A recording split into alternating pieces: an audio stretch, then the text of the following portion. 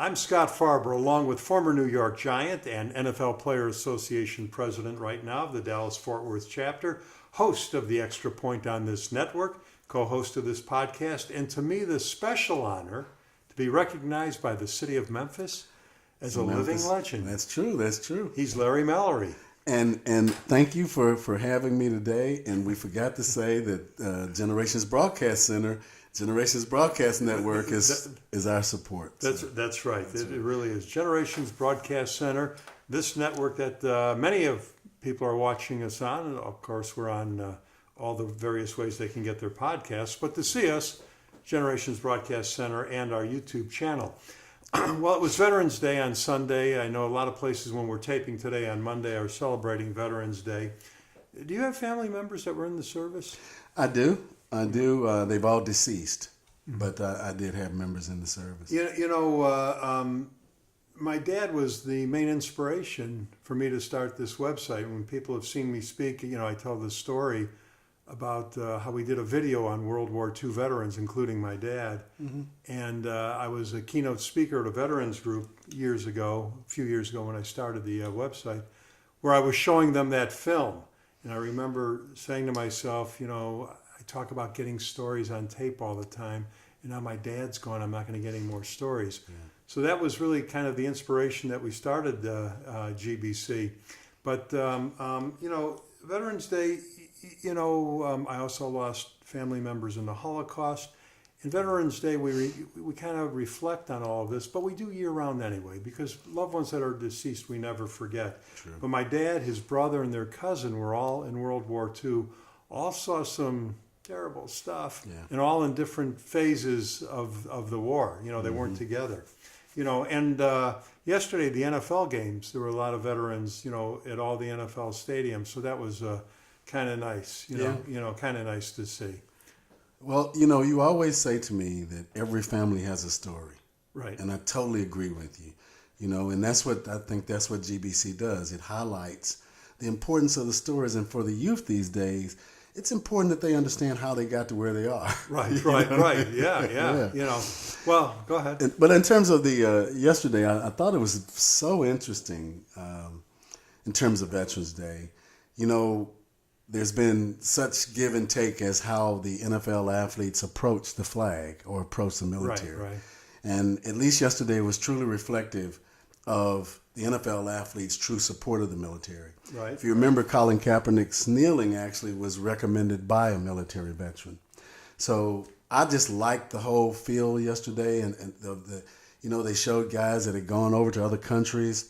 It was more of a reflection of how the military and former NFL players and even active NFL players, how we really relate to each other. And there is truly a relationship. Right. All right, now, you've been away for a while. Yeah. You went to England. Yes, sir. You've come back with this incredible accent. I'm sure everybody's picked up and noticed it. Didn't take you long. Why did you go? Oh, great question, because I lived there for 9 years. And I wanted to go back and visit some friends that I hadn't seen. During that time in my life, I was in my 30s and 40s, when I was sent out of the country to run companies. And these people had a true impact on me. I really wasn't ready, but I was in the right place at the right time. And most of them are older than I. So I wanted to get back over, say to them how important they were for me at that point in my life, and how the impact that they had has continued to not only help me, but my family. So. And then when I got there, it was just beautiful. Everybody was welcoming. We had some great golf. And above all, I'm trying to make the senior tour.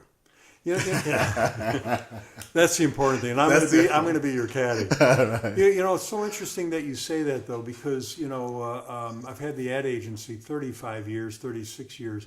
And I think of over the years, all the people that were so important to our success. That's right.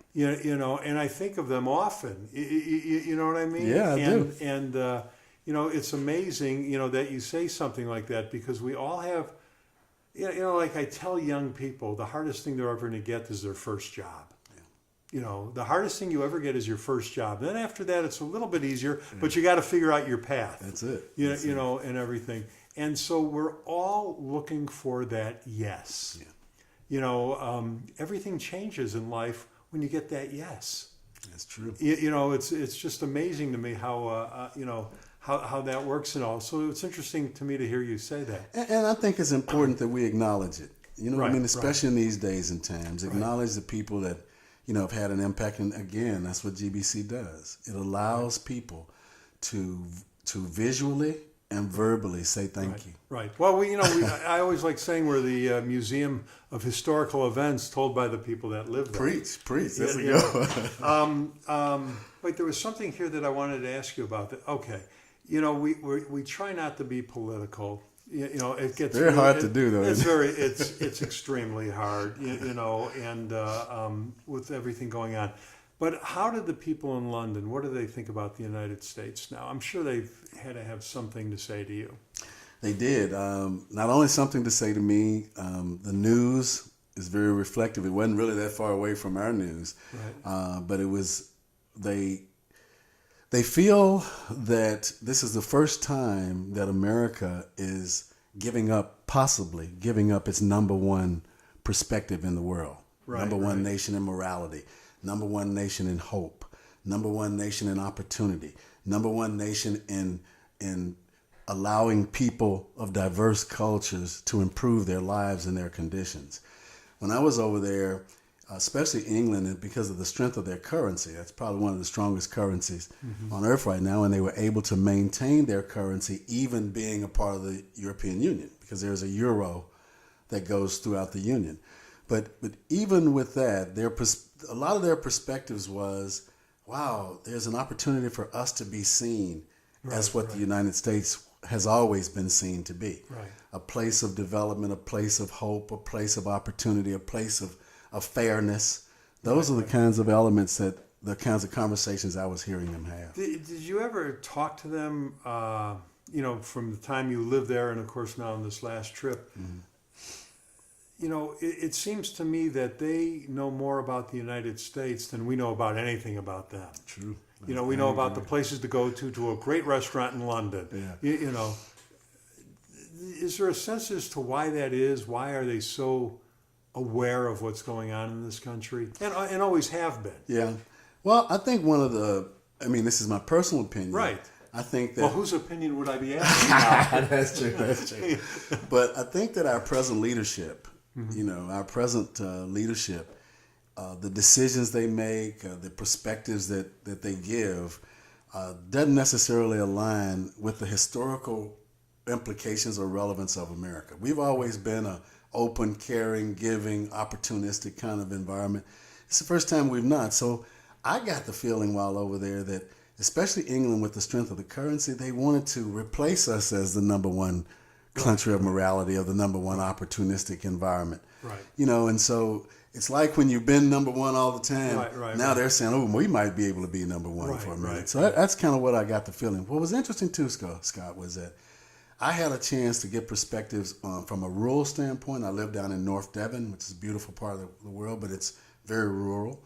And I had a chance to get some perspectives of London, inner city London. One of my friends had a Nigerian doctor party for me. Right. They were similar. Right. And they're different people, different looking people, but the perspective on us was similar, because they've always seen us as a beacon of hope, as a beacon of opportunity, and they don't see it that way anymore. They really don't. No. Yeah, that's really sad when you say that. Do they talk about at all what's going on in Europe? They do. There's a big conversation right now about Brexit, about them leaving the European Union. Britain exiting is what Brexit is, right? And but one of the problems they're having, challenges they're having, is that Northern Ireland will still be a part of the EU. So how does trade move? And Ireland is Northern Ireland is above Ireland. So how does all that work? And right now, they're feeling the crime in the UK is increasing, because it's the stronger currency than the euro or any of the independent currencies. You get a lot of people that don't have a lot, they're seeking to improve their lives, coming to England because of the strength of the currency, but it's also increased crime. More policemen have guns now over there. When I lived there, you didn't see many guns at all. And, it's it's the opportunistic opportunity now for Europeans that have not been done so well. Right. So they go to where the currency is strongest. Right. If you get £1, you almost got €2 or $2. Right. You know. No. It's it's just very, very interesting. So would you go back there? I would.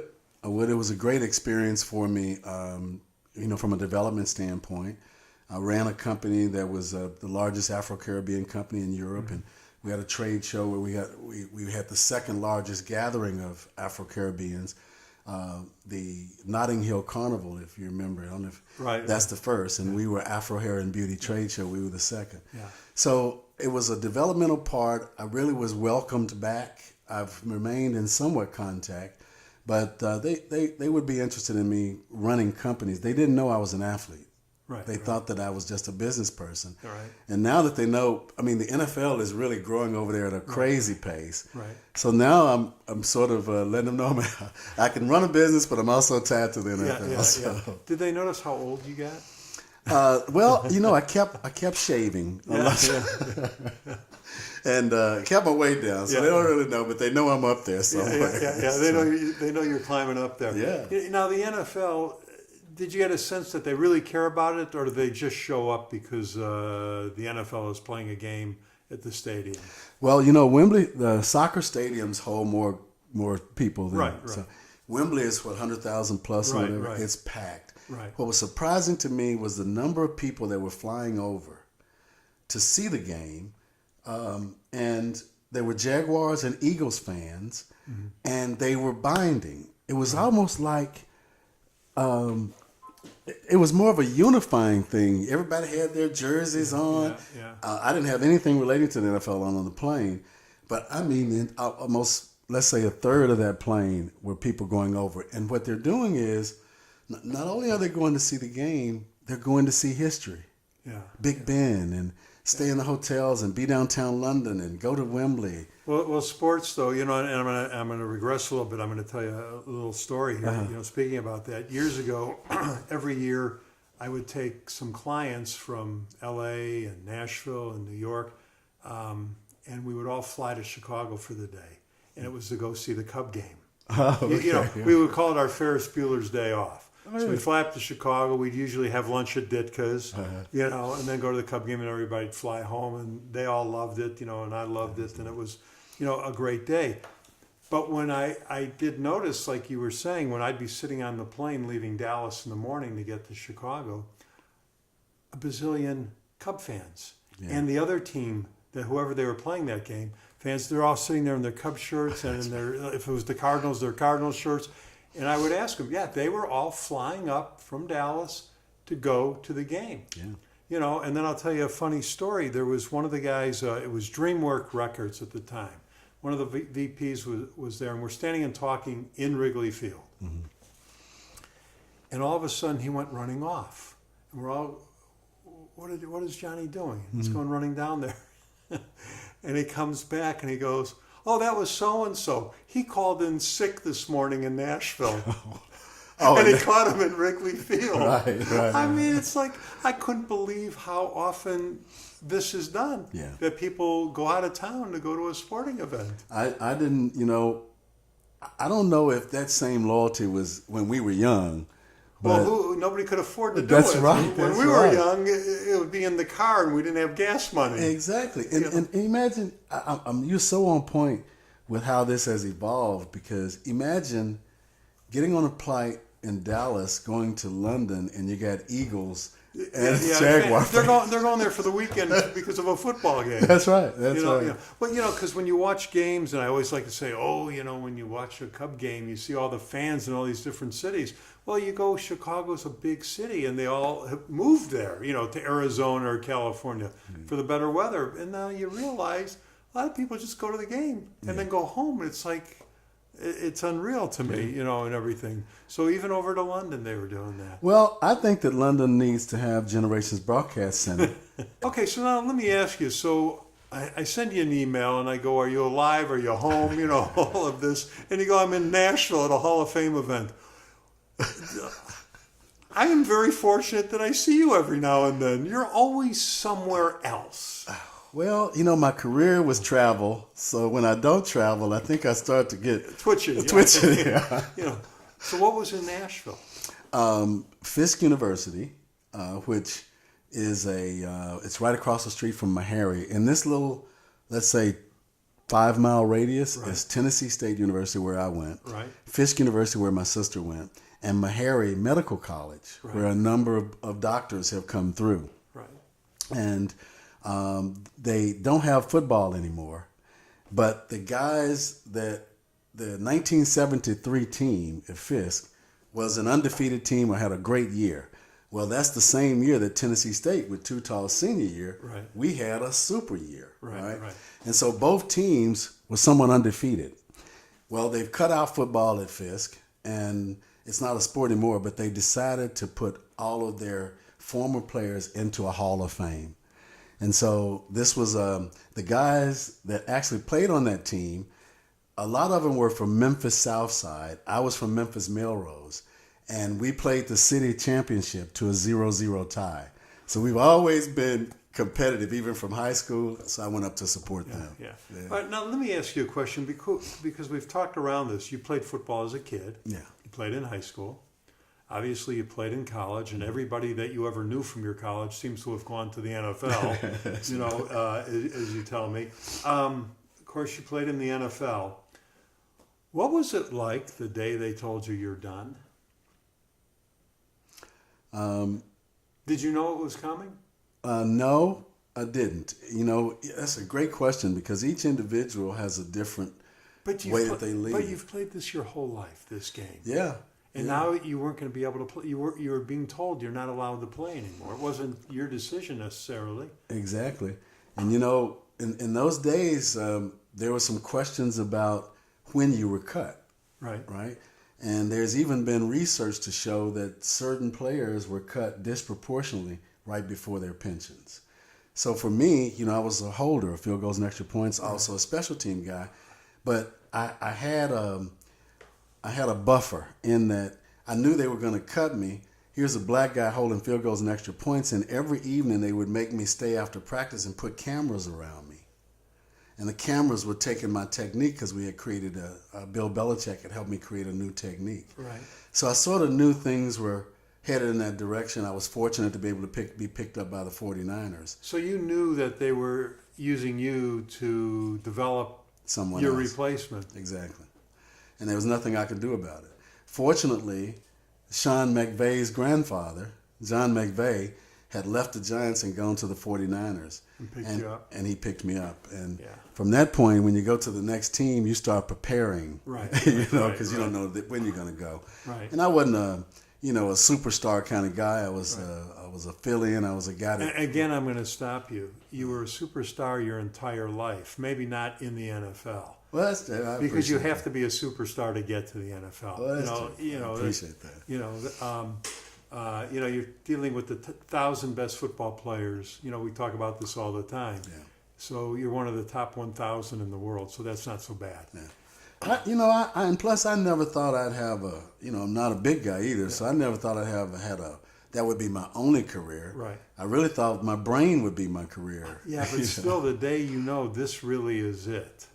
It's an emotional day because, and the majority of guys become recluses. Right. You're in a locker room with a group of guys that you're friends or your partners that you compete against too, but you're still friends with, and all of a sudden you're not included. That transition is the transition in which we focus on as NFLPA former players. Right. Imagine this, Scott. As an active player, the owners control the roster. So the budget for active player union is controlled by the number of guys on the squad. Mm-hmm. But the former player environment, there's no control. Everybody that comes out of that sport becomes a former player. So our population continues to grow, and we don't even have a revenue base. Right. The revenue base is on the active player side. They have a limited budget, and they can manage it comfortably. Yeah. So that's why we're really promoting guys when they finish to be a part of the chapter. Get to that chapter because the transition is the most challenging mental, physical, social aspect you have, not only with your friends, but with your family. Some guys feel as if they failed. You know what I mean? What do I do now? Right. And fortunately, younger players now are saving money. They're making enough money to save, bottom line. Right. And they have other areas that they can focus on outside of. You know, and when you're outside the bubble looking in, and the players are inside the bubble, obviously, it's so funny being outside of the bubble because these people that are suffering now were revered by all these young kids. Yeah. They wanted to be just like you or just like him or him or him, you know. Yeah. And, you know, we don't see anything beyond the interception or the long ball that was caught or the great run, you know. And we lose sight that these are people, Yeah. you know, with the same hopes and dreams as everybody. With families. Yeah, you yeah, know, with mortgages. Yeah, So, yeah. It Nowadays is- it's a little bit easier because they do make so much money now. Yeah, You know, so it in that aspect that helps. But you know, you always talk about pre-93. Yeah. You know, before the big dollars were for the professional athletes. And unfortunately, I'm a member of that. Yeah, well, you're a member of long before '93, That's so true. you know, I know you're going back.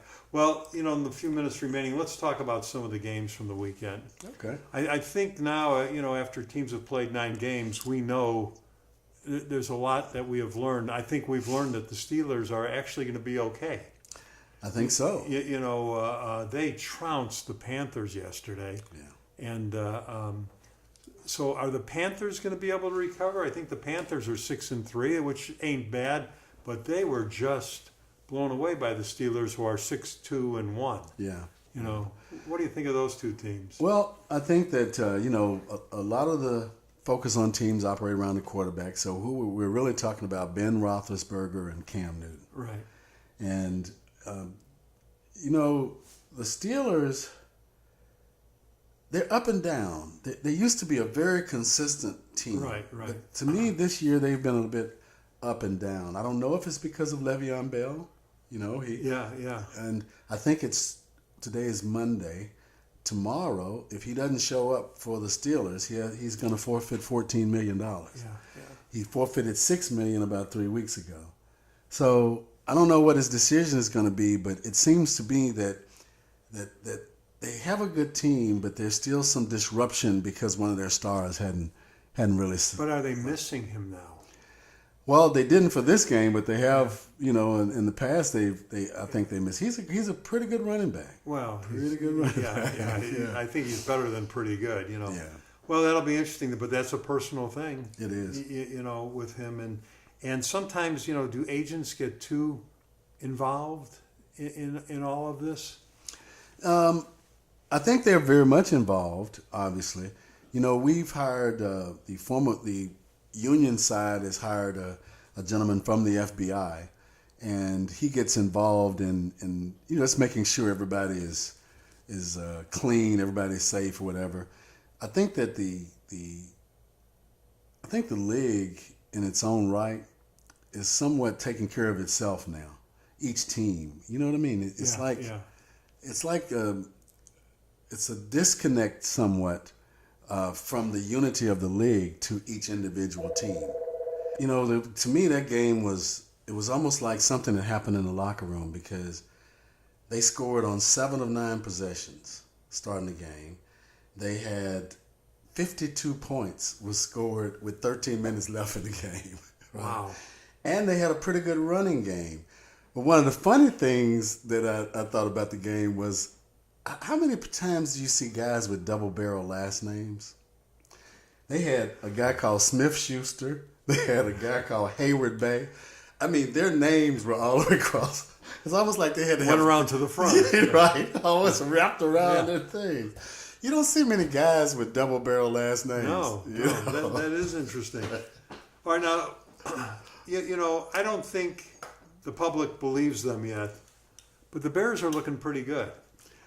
You know, I was wondering if you were going to talk about the Bears. I was sort of waiting to say, They not got a only do they look good, But they got a problem, though, Larry. what's the problem?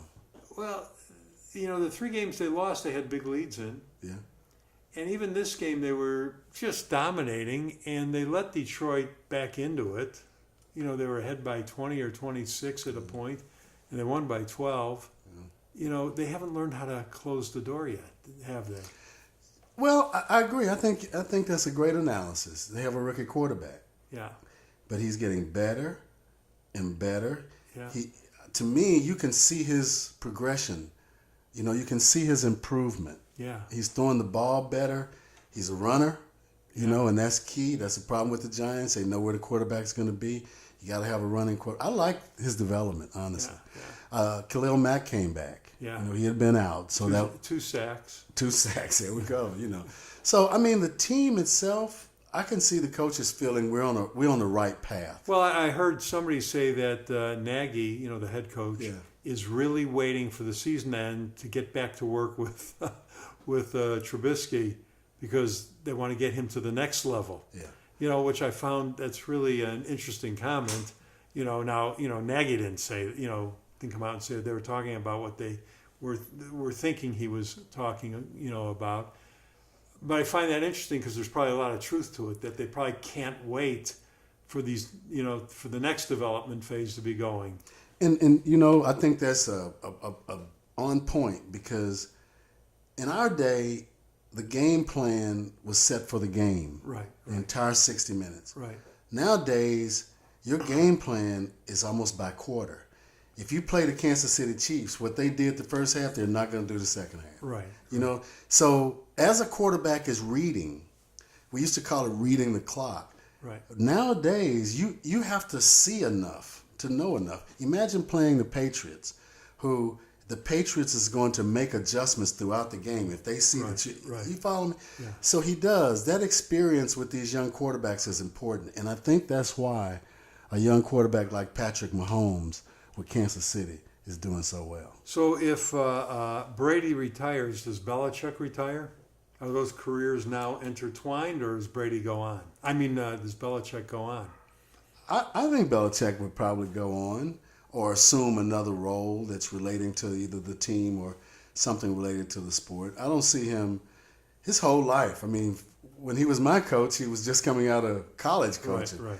His whole life has been coaching. You Right. can't just take that and go somewhere, you know. Well, the football players take that and go somewhere. They're you know, hi Larry, bring your playbook and go see the coach. That's true. That's a good point. You know, so But the coaches, they have a different relationship with management too, you know, other than what the players have. So, and a guy like Belichick, who has been so successful for his owner, I would not be hesitant to say that owner would keep him in his organization in some way, even if it's just to vet the new coaches. You know what I mean? Yeah. Well, you know, and you know, I joke how back, you know, when the Bears in the middle '80s were that great defensive team, that I'd always say the team that they played never won the next week because the Bears beat them up so badly. Yeah. And then I heard something very interesting. The Titans beat the Cowboys. Right. And then the Cowboys won last night. They beat Philadelphia. And I heard the announcers say, well, that diminishes the loss against the Titans because look how good the Titans are because they beat New England. That's right. You know, so I'm sitting there going, okay, so the Cowboys didn't weaken the Titans because they came back the next week and clobbered New England. But the Cowboys spin is, well, we're better than you think because we lost to the Titans and look how good they are. So, I mean, there's a lot of that going around. It is, and it reminds me of a saying that one of my old coaches used to say. You know, it was a lot of talk about Jason Garrett being fired. Right. And so that could be a reflection of the team supporting the coach. But my perspective is the saying was excuses are building blocks of nothingness used to build highways to nowhere. He used to tell us. So at the end of the day, if you don't win, there's no excuse for what happened. The Titans had a great... The Titans really are looking better. That Mariota is looking better. They're getting off to fast starts, you know. So maybe the Cowboy game was his jumping block. Or maybe we'll see next week because at the end of the day, all of the news this week was about Jason Garrett being fired. Yeah. And so, and also, will the quarterback remain? I mean, what are your thoughts on Dak? Well, the quarterback makes the most money. if there's a win or a loss, he usually gets the most the credit for it. And so if there's some challenges, he would get the credit for it as well. Yeah. He, being the quarterback of the Dallas Cowboys, the number one brand in the world, is a challenge. Yeah. It really is. Yeah. And honestly, I don't see where they can do much to him because there's not big backups behind him. Right. To me, the problem they have is that if he gets hurt, what are they going to do? What are they going to do? They're not well. I don't know if they're developing. But I always say most NFL teams that have a top line quarterback have that problem. If your quarterback gets hurt, what are you going to do?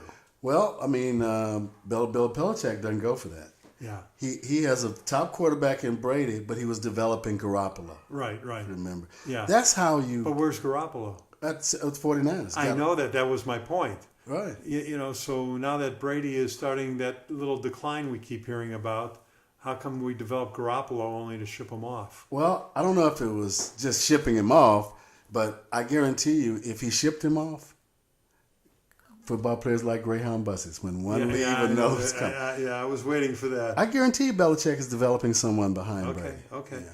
Now the Saints, are they just going to steamroll right through this now? What is it, 8 in a row or 7 or 8 7 in a row? in a row. They're 7 in a row, I think. Yeah. They're rolling. Yeah. Breeze is putting that record out there, the touchdown record out there so far. All of a sudden, we just hear about Brady playing at age 40. Breeze is doing pretty good at 39. Yeah. You know. Well, I think there's 3 quarterbacks that are getting 2 quarterbacks is getting a lot of publicity, but 3 quarterbacks is doing some amazing things.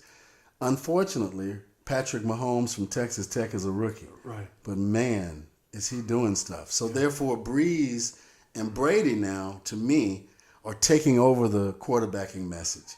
Because if they weren't where they are, a rookie quarterback that's thrown 33 touchdowns already would be all over the news. And he's from Texas, too. Right. So he'd be all over the news. Now, what do you think about Baker Mayfield with Cleveland? You know, you are so on point today because I know how you like the Bears and Oklahoma. And I came in today to bow to you for Baker Mayfield. I actually talked to some friends, some old ex-football players that know Oklahoma, and I didn't realize that Baker had gone to Texas Tech. Yeah. Where Patrick Mahomes was. Right. Didn't make it or whatever. Wrote a letter to Oklahoma. He played, but he left. Yeah, he left. Then he wrote the letter to Oklahoma to get to Oklahoma. What he did was he went to Oklahoma, registered for school. The coaches didn't even know he was going to school there, but he wasn't eligible that year, and then came next year as a walk-on. And he walked onto that team, and all of a sudden, out of nowhere, he was named the starter, and he became Baker Mayfield. He did not have a good time here in Texas. Well, on behalf of Scott Farber and Generations Broadcast Center, I kind of apologize to Baker Mayfield. I had him in the grouping with a Johnny Manziel type of player. Right. To me, he seems to be a bit more mature. He seems to be leading the team properly. He seems to not be all over the place. Right. He had 3 touchdowns, didn't he? Yeah. Threw 3 touchdowns this past week. Yeah. He seems to be a good leader. A guy that can deal with other guys, that can know the locker room. And when you see the interviews, he really comes off that way. He does, man. Yeah, and so I apologize to him because I had put him in another bucket. Look at when he was a kid at college, you got to let him be a kid at college. Yeah. You know, but all the antics have stopped, and probably the team sat him down. But my question to you is, Mahomes is having this phenomenal year. So if Mayfield was on a better team, would he be better? I mean, he's doing pretty good with Cleveland that hasn't won in so many years. Is Mahomes that great, or is it the whole system and the team around him helping? Well, I think... I mean, he's great. Yeah. But is he elevated to the heights because of the situation where Mayfield is really starting from scratch? Right. Well, I think that, number one, to make a quarterback on a professional team, no matter if the team is the Super Bowl champion or the lowest, Right. you know, it's an accomplishment. Right.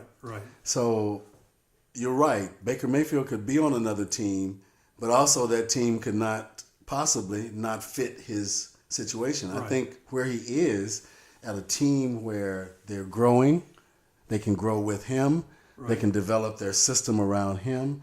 I think he's in the perfect team. So when we talk about Mayfield being on a better team, a lot of the better teams already have a quarterback that's made them better. You know what I mean? Yeah. I think he's in a good position in that he's in a team where he can grow. It's not a team that's on TV every week like the Patriots or the Right, Cowboys. right. And he can develop, as he is doing well, I think, he can develop into a quality NFL leading quarterback. Plus, he doesn't have to worry about any money. He's the number one draft choice. So. Right. Well, is the most popular team in Europe the Jaguars? Are they done for this year? I don't know if they're done. You know, 3-6. That's true. But they can knock some people off. Their running game has not been. Their defense hasn't And been. that's the next. Their defense hadn't been what everybody thought it would be. Yeah, But including you. that's true. They are the most popular team in Europe, though, so they already have a fan base that they can adjust. Gruden, is he regretting this job? I know it's a ton of money. 10 years. Yeah. I know it's about the money, but does he have any second thoughts of what he's in? He's 1-8. Yeah. Year one obviously didn't pan out. I mean, even under his expectations, even if they were real low, I don't think this is what they thought. It surprised me that his first move was to send Khalil to the Bears. That surprised a lot of people. Defensive players are leaders in the locker room there.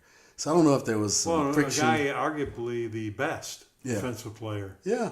I don't know if there was some friction or whatever, but every week that he checks his bank account, I don't think it bothers him He what's goes, happening. I could go to the office. Yeah. It's a 10-year contract, $10 million a year. $10 million a year in the first gambling city because they're going to Vegas next year, right? Right.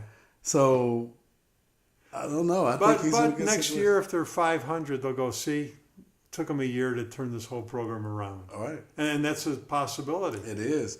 And he got, 8 more after that to try to improve him. Yeah. I had a friend in London ask me, what was that owner's name of the Raiders before? And they were talking about Al Davis. Right. And his perspective was that if Al Davis was still alive, that the Raiders would still be a good team because he loved the Raiders. This is an English guy that loved the Raiders. Yeah. So, What was Just Do It, Baby? What was his? I don't remember. Al Davis, I can't remember either what his slogans were. Oh man, you brought up a name from the past. That's true. And that's funny. That's another thing that I wanted to mention. We edited this out, but my son interrupted us and called, and it reminded me just when we said that about bringing up a name from the past.